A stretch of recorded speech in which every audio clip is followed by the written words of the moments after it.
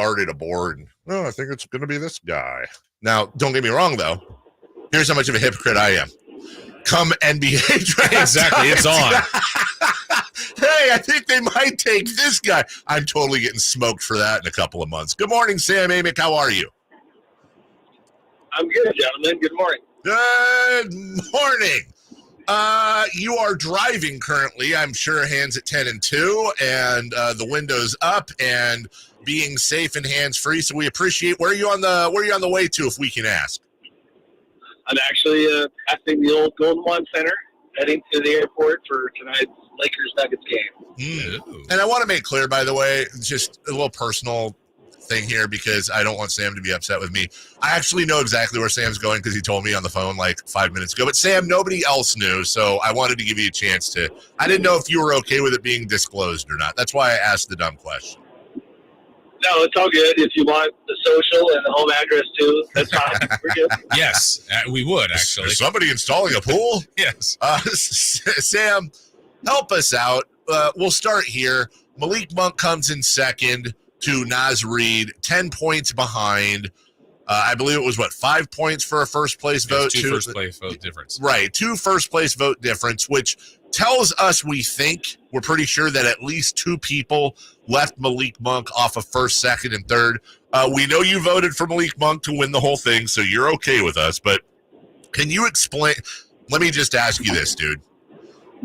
Is East Coast bias a real thing when it comes to voters, or do you think we overplay it because we have a victim complex? And it's okay to say either.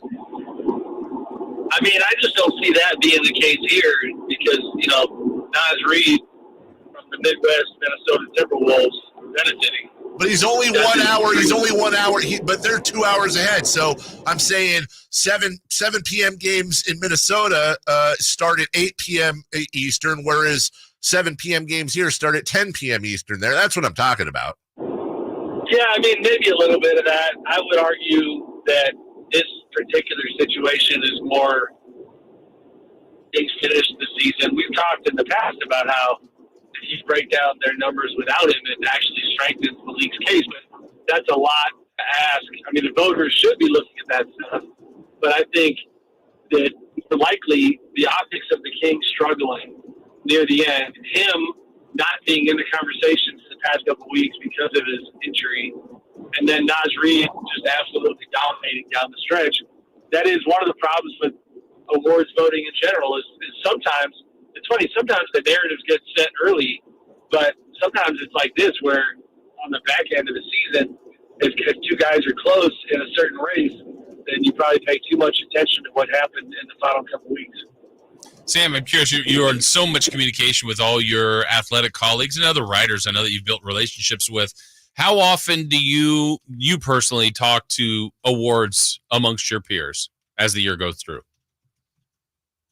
Fairly often, toward the end of the process, I had 3 or 4 kind of school sessions with colleagues who you just kind of want to, like, whatever choices you made that you don't feel all that confident in, you want to get a second, third opinion.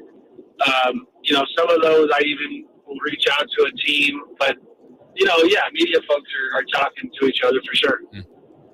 Well, I don't want to say Naz Reid. Look, I understand the case for Naz Reid. De'Aaron Fox's wife, Rasay, I thought had a really good idea on social media yesterday. Most of these guys voting are writers or communicators anyways. Why not include like a 1 to 2 sentence explanation under the 3, 4, 5, 6 things they vote on? But Sam, I also understand too, and I'm torn because anonymity in voting can also be important. It might, let's say the play-by-play voice for the Timberwolves thought Malik Monk should win it. Well, then he should vote for Malik Monk without fear of reprisal from his home fan base. Otherwise, every play-by-play voice, for example, or local media guy is going to vote for whoever's local in most cases because, they just don't want to hear it. Would you be, as somebody who has a vote, and it's different for you being national, but would you lean more towards let's lay out every single person's vote, or do you think it should be kept anonymous? Torn these days. I have wanted transparency in the past, just because journalistically I think that's good. But man, I got to be honest. Like if you study the results, that local effect that you're talking about, it's just obviously a very real thing. Yeah. I mean, that, go look at all the MVP votes in Denver, and that's not out yet, obviously, but tell me if anybody went against Jokic. Mm-hmm. And I voted for him. I think he should be the guy. But conversely, go look at Oklahoma City media. And that part bothers me only because it's one thing if you see a guy more and you have a greater appreciation for him. The politics are real. I'm honestly, I forget, I might have shared this last week, guys, but I'm giving some thought to not voting anymore because I don't really care to. It's funny because, like, Briseis's idea, I understand the desire to have an explanation. And there's nothing wrong with her idea, but I don't, I go to the game the other night and a fairly prominent agent is asking me if I voted for two of his guys on All-NBA. And now you feel like not only are you in a different spot with that agent, but he's going to probably make sure that the player knows. And actually, I don't even mind. It's harmless enough to share. It was Rich Paul who has De'Aaron Fox, and I did not vote De'Aaron All-NBA, right? Mm-hmm. So, like, I'm national, but I live here, so you kind of end up going, all right, I mean, if De'Aaron's in his feelings about it, I respect that. I get that. There's nothing I can do about it. We gotta do what we think is right based on who deserves what. But the politics that come with it are very real. Yeah, I believe that for sure. As we're talking with Sam Amick from The Athletic. Sam, I know you kind of did a postscript on the Kings season. They've done all their exit interviews from players now to Monty and Mike Brown yesterday. It feels like a huge summer coming up for them because 46 proved to not be enough wins for them. We all know what kind of went wrong during the season. Where do you kind of feel like the state of the Kings are after like that feel-good year a year ago to kind of a frustrating up and down roller coaster year this year and then heading into next season? Kind of where's the state of the Kings right now? I'm personally, I think it's a pretty interesting time where obviously compared to previous postseasons, before last year, Kings fans would take this all day where it's like you have a foundation, you won a bunch of games, the West was better than expected, and you got, kind of on the outside looking in of the playoffs, but not to sound like Monty McNair, but you do have flexibility and options here. But the next few months are very important. What are you going to do with the roster? And really, I think philosophically, just what is the ceiling on this group? I think that's a very relevant question right now that I don't know what the answer is, but I think, that we're going to learn a lot more in the next 12 months. And so, can they be a team that finds a way to add another piece and become an actual contender? Or, are the best times already behind them? I don't really know, but it seemed like the optimism was there with the media they did the past couple of days. And I think most of it is warranted. They have been patient with the roster. They have not made a lot of mistakes. They just haven't swung for the fences much either, other than the Sabonis deal, obviously. So, again, a pretty important offseason. If Mike Brown, because I believe there's a mutual opt-out in his final year, if Mike Brown is not extended this summer, and in the article it said market value, which sounds like it's going to be double-digit millions there. If Mike Brown is not extended this summer, do you think this becomes a distraction next year? Absolutely. Yeah, I do. Because it's just, I get the frustration of not making the playoffs, but I think if they chose not to extend him, then what you are saying is that despite the fact that you became the coach who broke the playoff drought, and, they could have extended him at that time. Like, it's funny, this is a little bit of an apples to oranges comparison, but somebody brought this up to me. When Frank Vogel won a championship with the Lakers, he wanted an extension that following summer. He did not get it. Yeah. Well, then a year later, they lose in the first round, and now all of a sudden it's like the Lakers decided that Frank Vogel couldn't coach anymore. Yeah. And now he's in trouble. Now, Frank won a title, so I'm not trying to equate that to making the playoffs.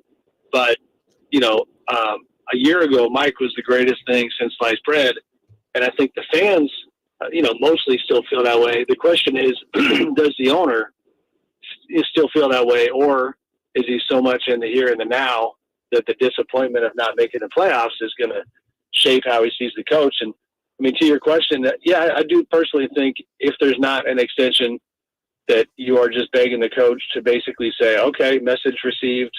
And, again, with that mutual opt-out next year, then the question becomes, is he on the hot seat if they struggle, or, is he headed for the exits next summer just because he doesn't feel appreciated? Jason, you take the last question here so Sam can get out of here. But I would argue this. I'm only half joking because he mentioned it's apples and oranges, Vogel to Mike Brown. But actually, if you look at the numbers since 1985, it might actually be easier to win a title with the Lakers than it is to make the playoffs with the Kings. So that's a hell of a point. I mean, they're both very difficult to accomplish. Yeah.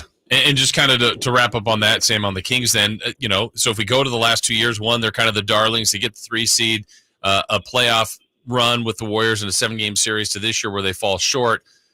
I know we haven't even gotten to the offseason officially yet for the Kings and or everyone else, but just your gut feeling, do you think they've got more of the playoff-looking team going into next year or a team that needs some work to get there? Like, where do you kind of fall in line with the Kings? Yeah, I mean, they're borderline. I did think it was really, really interesting yesterday, and I'm stealing this from Deuce and Mo. They had a stat that I guess Mike Brown shared about how basically if they would have been as good at the free throw line this season as they were last year, that they would have had the 7th best offense in the NBA instead of 14th or whatever they finished. So, you look at little things like that, and obviously all the different losses that shouldn't have been losses, games that got away. It is a what could have been season for them. I think it positions them as a good team that, again, they need another piece. Keegan's got to take another step. It hurt him a lot, not to get in the weeds too much, but you guys remember Sasha Vesenkov was fairly significantly hyped within the organization. And so their quote unquote big moves of last season, convincing Sasha to come over and then Davion being a lottery pick, those two relative misses, and certainly on Sasha, that hurt them. You can't, as you try to get better with the limited different avenues that you have, especially in a small market, that type of stuff hurts. So now they got to find solutions. That's Sam Amick en route to LA to go watch the Nuggets beat the Lakers tonight. Sam, appreciate you. Appreciate the work done in that article as well. Make sure you read all the work he and Anthony Slater did and The Athletic with their postseason recap and kind of previewing the offseason of the Sacramento Kings. Sam, can I ask you one last question, please? I'm sorry. It's just I've got one of our loyal listeners who I love, but also is a pain in my ass. I don't want to lead you here, but I'm going to anyways, and I want to apologize in advance for asking the question. But can we just do away with the idea that Malik Monk winning or not winning 6th man of the year is not going to make him any cheaper or more expensive on the open market? Or, hey, am I wrong?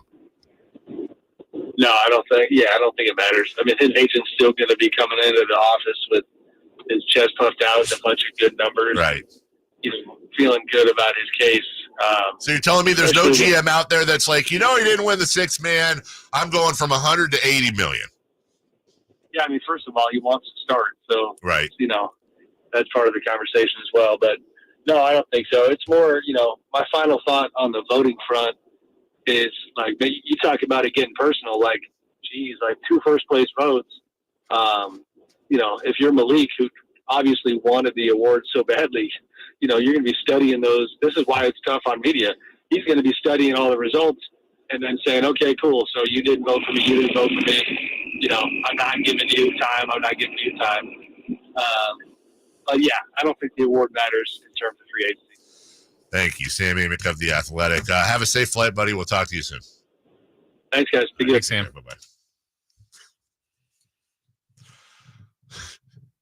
Well, Malik Monk, do we sign him or not? I was going to, but he didn't win 6th man of the year. Rubbish, I say. 80 million. No, I'm having fun with Chris. I understand.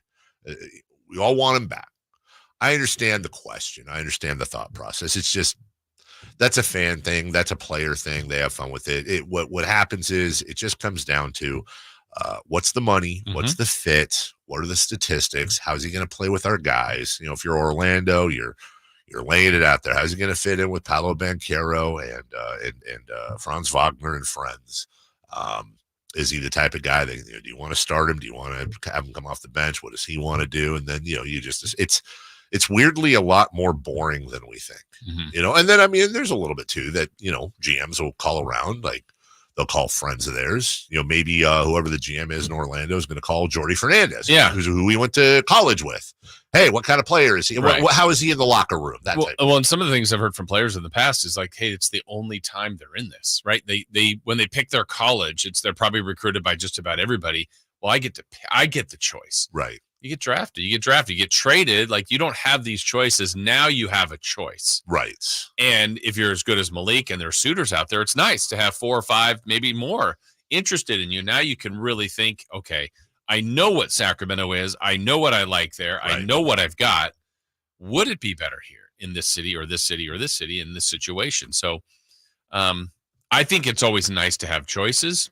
Might be one of the last times he has that as far as an NBA career.